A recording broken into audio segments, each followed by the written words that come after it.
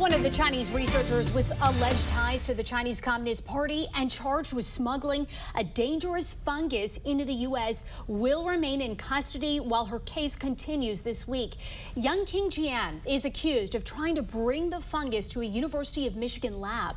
Authorities say this fungus is considered a potential agro-terrorism weapon. It can damage crops and harm livestock and people.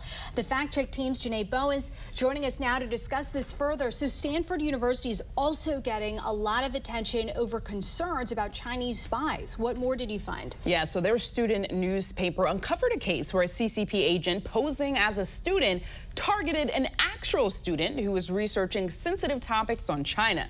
Now, he offered to pay for her travel to China and tried to move their conversations to Chinese-controlled platforms like WeChat, and even had personal details about her that she had never shared. Yeah, it's terrifying, and it sounds like this isn't an isolated event.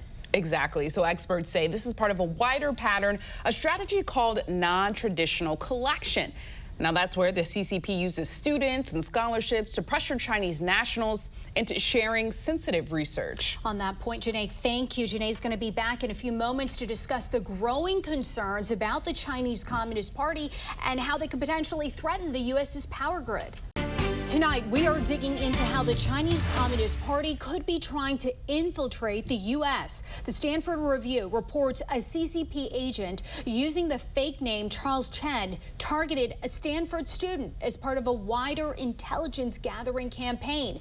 The fact-check team's Janae Bowens is back, and we know this goes beyond campuses, Janae. There are actually concerns about how the CCP could threaten the U.S. power grid. What more did you uncover? Exactly, Dee Dee. So Senators Rick Scott and Marsha Blackburn just called on the Commerce Department to launch an urgent probe into Chinese-made solar power inverters.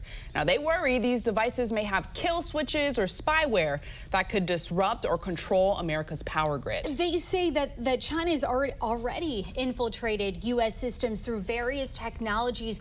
What other specific areas are under concern? Exactly. So we're talking Chinese-made drones, surveilling and spying on American families, telecommunications equipment and devices made by now blacklisted Chinese companies to spy on Americans, the collection of Americans' data by CCP-controlled ByteDance and TikTok, and those are just a few. All right, Janae, thank you. Much more on this online. For more on this fact-check team topic, including links to their sources, scan the QR code or visit thenationaldesk.com.